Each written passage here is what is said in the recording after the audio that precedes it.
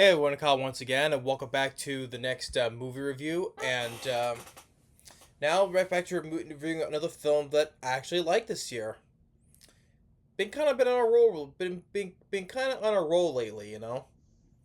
No, there's because in the beginning of this year there hasn't been that much movies I liked, you know. So because there's been more movies that I hated this year.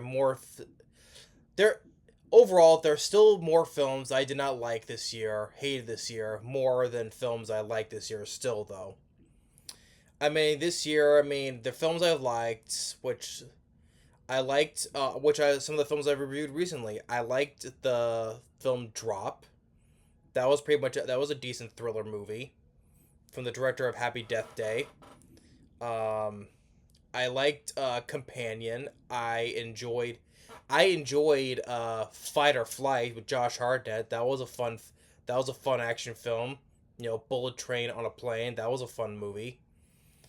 I enjoy Magazine Dreams with Jonathan Majors. That I would probably say I'm still conflicted at whether I'm still conflicted if Fight or Flight or Magazine Dreams are my favorite film of the year. I think more on the well acting level, I would still say Magazine Dreams. I would probably say I still think it's my favorite film so far this year, unless otherwise something else better comes around though. But as of right now, some of my favorite films is Magazine Dreams. There's Fight or Flight. As I said, I like Companion. I liked Drop. Novocaine. I liked Hard Eyes. I'll have to review that. Hard Eyes will be if everyone ordered the horror film Hard Eyes. That's gonna be for October, Halloween month. So be sure on the lookout for that one. But I like that movie. I liked the Looney Tunes movie, The Day the Earth Blew Up. Um, and I actually like this movie here. The movie we're talking about is of F1 the movie, or aka Formula One the movie, which also came out this year, which was a big hit. Made close to 600 million worldwide, and it stars Brad Pitt, who I like as an actor. Other supporting actors, you have Damson Idris, you have Kerry Kondon. Kerry Kondon, I remember back when I first saw her in Unleashed with Jet Li and Morgan Freeman and the late Bob Hoskins. You know, she was Morgan Freeman's stepdaughter, the one that taken into liking to Jet Li. And of course, she would later replace Paul Bettany's Jarvis in the Marvel MCU franchise as Friday. You know, the next day I talking to Tony Stark. You know, but also the last time I saw Kerry Condon was that shitty horror film from Bumhouse called Night Swim. That was the haunted swimming pool with Wyatt Russell. But here she stars in this. I thought she was decent enough in this movie. Then he also got Javier Bardem, who another actor I like. Javier Bardem, Anton Chigurh from No Country for Old Men. But he's also a good actor. I like Javier Bardem. And so when the film came out, let's say it did well at the box office and it got praise from critics. Has a 7.99 DB, has a 82% Rotten Tomatoes. Now, it's a racing movie. Now, I'll probably say now as far as racing movies are, which I have one right here, which by coincidentally I was watching this the other day, and I really enjoy this one. I'll probably still say it's still my favorite racing movie, because also from the late director Tony Scott, which I'll have to review this film one day because I haven't reviewed this film yet, but I'll have to review this eventually. But Days of Thunder with Tom Cruise and directed from the late director Tony Scott. I still enjoy Days of Thunder. I'm not a big racing guy. I mean, I'm not big on NASCAR or the Formula One racing, you know, the other type of racing. But for films, you know, like this, but this one I'd say is my favorite of the racing movies. Um, I enjoy Tom Cruise as a great cast. Robert Duvall, Randy Quaid before he went off the rails. Nicole Kidman, which of course they would together later together in later in Stanley Kubrick's Eyes Wide Shut. Then you got Kerry Elwes, and you got Michael Rooker in this. I love the score by Hans Zimmer, which also, originally enough, Hans Zimmer going to do the score for this movie. Now, if I, of course, I had to, now, I will still say Hans Zimmer's score in this movie of F1 was good. But I gotta say, though, I think Hans Zimmer's score was much better in this movie still. And it's also another one of my favorite scores from Hans Zimmer. Now my favorite score from Hans Zimmer is still is still Broken Arrow, always has been. I think that's still his most underrated score he's done. But this is another I would put it as another favorite score from Hans Zimmer. I would put this on there as well. It's a great. I love the score by Hans Zimmer, especially more towards the end. After when Tom Cruise is about finishing the race. Great score by Hans Zimmer, and well directed by the late director Tony Scott. Rest in peace to him. Yeah, but Days of Thunder was another good. It was a good movie. As far as racing movies are, I think this is pretty much my favorite one. But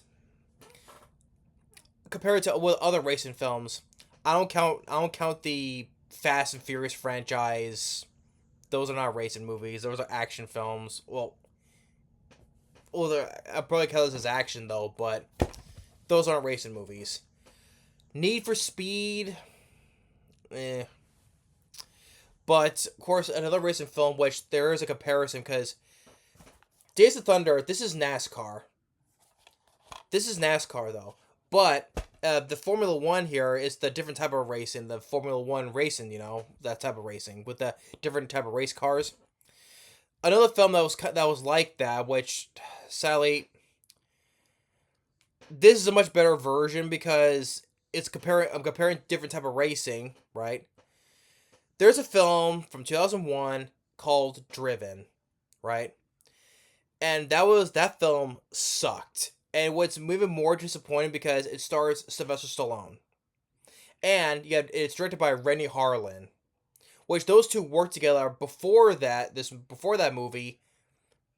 That was Cliffhanger. So Renny Harlin and Stallone teaming together from Cliffhanger in a racing movie called Driven. And I also starred Burt Reynolds as well.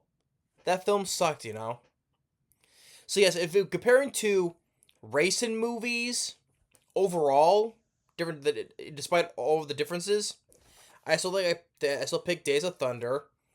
But as for the Formula One type racing, this movie is definitely a much better version than Driven is, easily.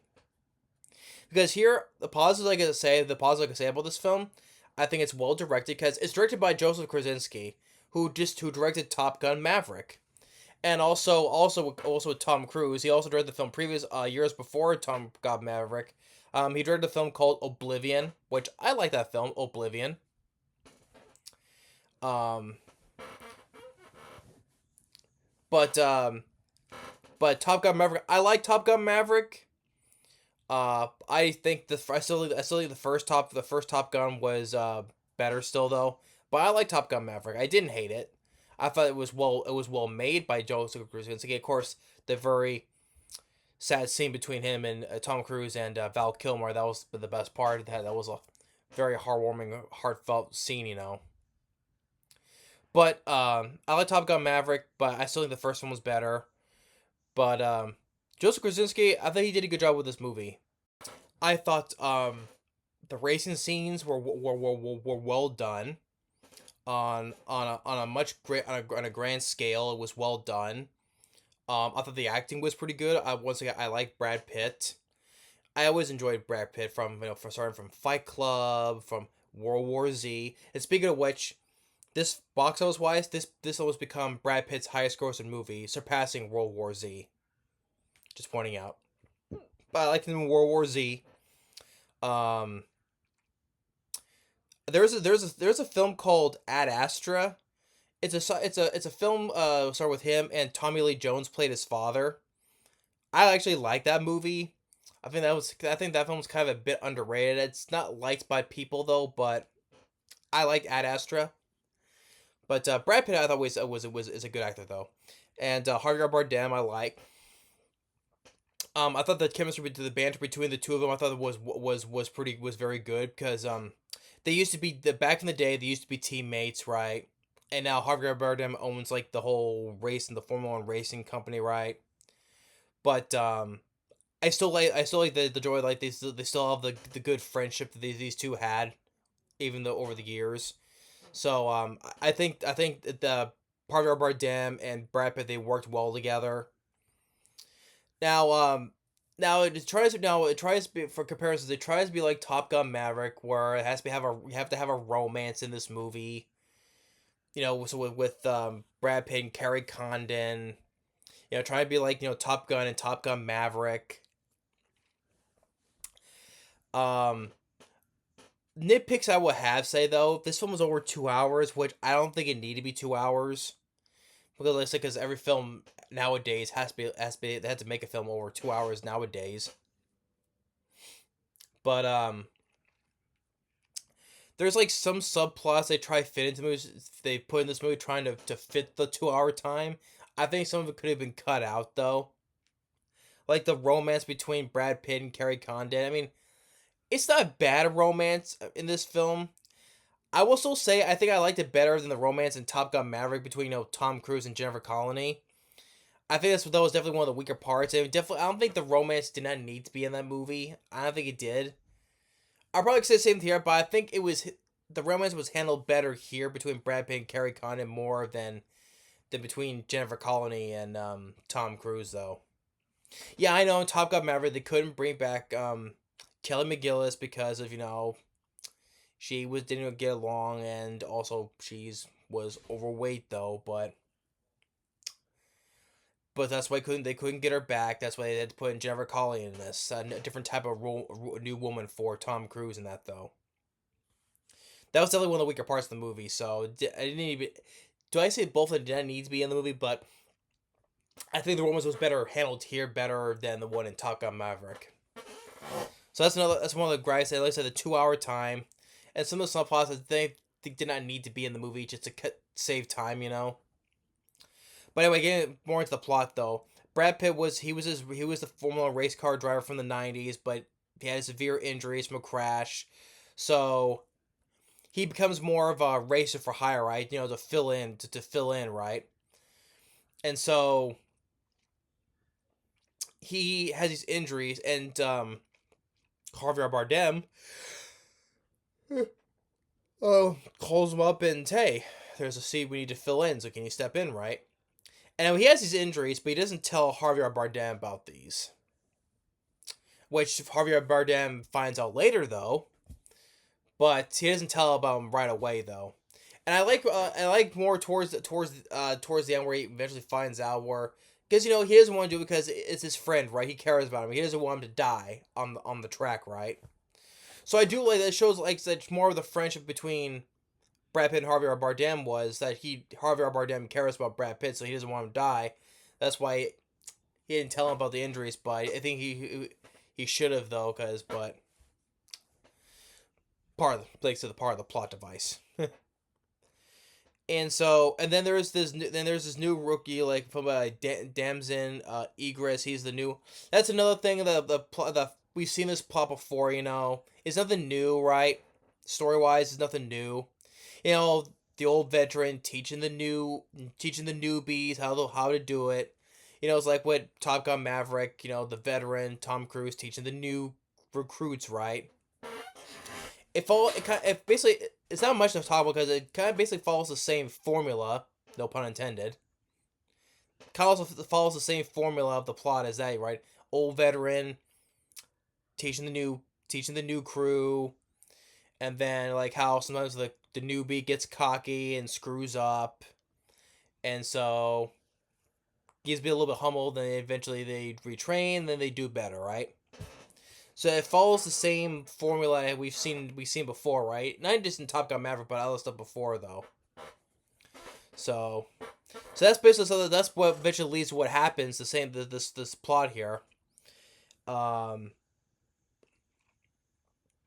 and I also like the fact that just later on, when Damson Idris crashes, one of the characters I did not like about because was the mom of the character. Like he's the one who was at fault, but yet the mom blames Brad Pitt for it though. I mean, why? He didn't have nothing to do with it. But so you just and he doesn't. Let alone Brad Pitt didn't deserve it. So, but she goes and blames him, even though the son later admits that he's the one who was at fault though. And the mom was like, like so. I'm like, good job on good parenting skills. Okay, woman. Yeah, yeah. You know that he admitted he was wrong though, but since you already said what you said to Brad Pitt, you just don't want to take it back because it makes you look. It makes you because you already made an ass of yourself, right? That's why you're not saying anything back, right? Yeah, good parenting, dummy. But at least the guy was able to admit that he was the one who was in the wrong, though. So, and I'm not gonna go through the whole thing because, like I said, it follows the same formula. We've seen the plot, we've seen done before, though.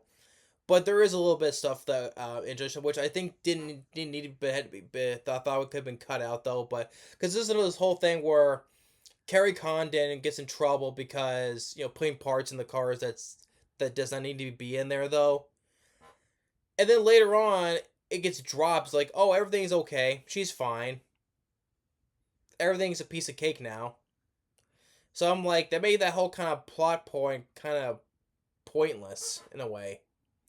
There was no need for it. Let alone there was no need for this whole subplot to be in there other than just to fit in the over the 2 hour time. So I thought that could have been cut out it's to shorten the time. But of course, like I said, the old guy, the veteran, has to fall in love with the woman, and kind of takes a little with Tom Cruise in the Top Gun movies. So, but and then when the big race happens, like I said, the racing is very well done, very well shot. I do enjoy it on a spectacle, trying to be like Top Gun Maverick. You know how with all the jets, flying through the sky, that was which like being well done. Here it's well done racing, and the point where the guy, Damson Idris, and which I thought was kind of a different way because usually is how it's it's the old guy gets beaten by the younger guy overall, right? No, really enough. If the young guy, Damson Idris, he crashes into another one, and so Brad Pitt, we do see. I do like to say what they show from his point of view when he's racing from his point of view, right, doing the turns and stuff, and he wins. So usually, like I said, usually you think, oh, it's the younger guy who beats the old guy, right? No, not in this case. The old guy actually wins. It's also kind of almost follows the same thing, similar to like in Disney's Cars. Well, they it's almost kind of, but not really. Like in Disney's Cars, how Lightning McQueen, like he was about to go and win. He was about to win the race, but he stops when he sees the older vet, crashes because of Michael Keaton. So he goes and helps to push the old veteran across the finish line. I guess you can say that's a racing movie because it has racing in it. And it's like, well, you just gave it the piston cup, and Lightning McQueen goes, this old wise car once said, it's just an empty cup.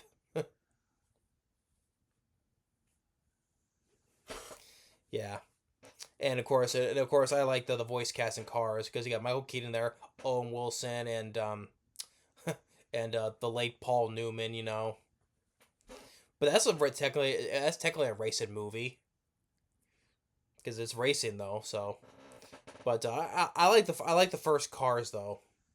Sequels, not so much. Well, especially everyone does not like the second film because it became people. I think people didn't like Cars 2 because it became more of a spy more than actual racing. So, yeah, I'm pretty sure like 90% of the people don't like Cars 2. If it did, I don't blame them. But overall, yeah, yeah, not giving too much away, but it's like it's basically if like I said Because it basically follows the same, almost the same, similar plot like Top Gun Maverick. You know, the formula, like old vet teaching the younger crew, the other guys gets cocky, screws up. I don't think Miles Tiller in Top Gun Maverick was not cocky. He was just pissed at Tom Cruise because of what happened to his dad. You know, my father believed in you. I'm not gonna make the same mistake again, like he did. So, but but it kind of follows the same formula though. But I think that Brad Pitt, I think he did a good job. Especially Javier Bardem. I like the banter between the two because you can tell how they're old friends, and Javier Bardem cares about Brad Pitt because he found out about his injuries and he doesn't want him to die on the track. You know. I think Kerry Kondon was all right. You know, and Damson Idris, I thought he did fine too. Like I said, I like the score by Hans Zimmer, but I think that his score from Days of Thunder was much better. And I thought that the racing scenes, I thought they were well done, well shot on a big as a big spectacle, right? It's like I said, it's definitely a much better version than Driven, you know, of dealing with the formula type racing, right? Like I said, because Driven was like the same thing like this movie, the type of racing, right? While Days of Thunder was NASCAR. But yeah, I'd say this is definitely a much better version of Driven. What I said, that film sucked because it was so disappointing because you got, like I said, director Rennie Harlan, who I enjoy as a director, because you directed Cliffhanger with Stallone, they team up again for a shitty movie, you know. And that sucks because I like director Rennie Harlan because I love Deep Blue Sea, I love Die Hard 2, I love Cliffhanger. Um, the Adventures of Ford Fairlane with Andrew Dice Clay, I enjoy.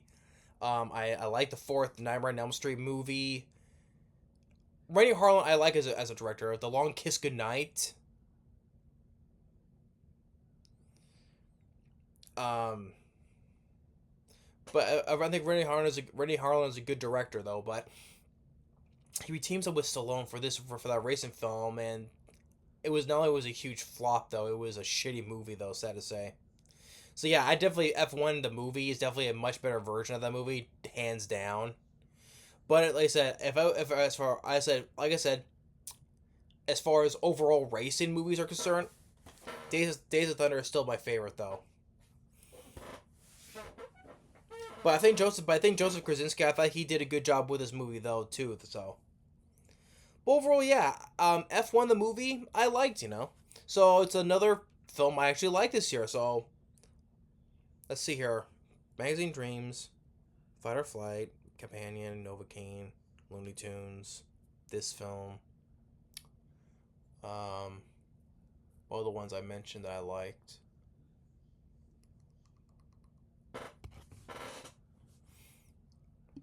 One second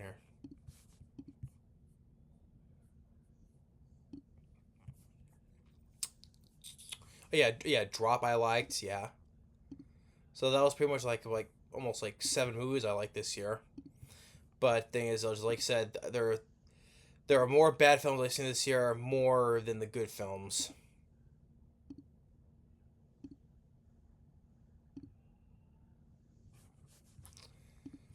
So yeah,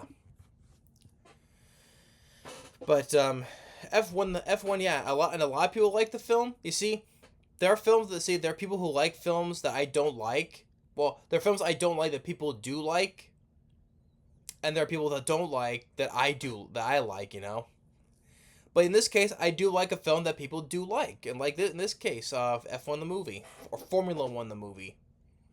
So, but overall, yeah, F1 the movie. Either way, F1 or Formula One. It was a good movie though. I would say that. So yeah, so I'll probably put on the list another list of my favorite films this year. I probably would. So yeah, like I said, well made, well directed, good score, um, good directing, good acting. Couple of nitpicks here. There, like I said, I don't think this film did not need to be over 2 hours long. Some of the subplots I think could have been cut out though for a shorter time. Couple of characters didn't care for though, but overall, it was still a good movie. I still enjoyed it though. So yeah, that's my review on F1, the Formula One, the movie. Thanks for watching. Stay tuned for more. We'll see you next time. Later.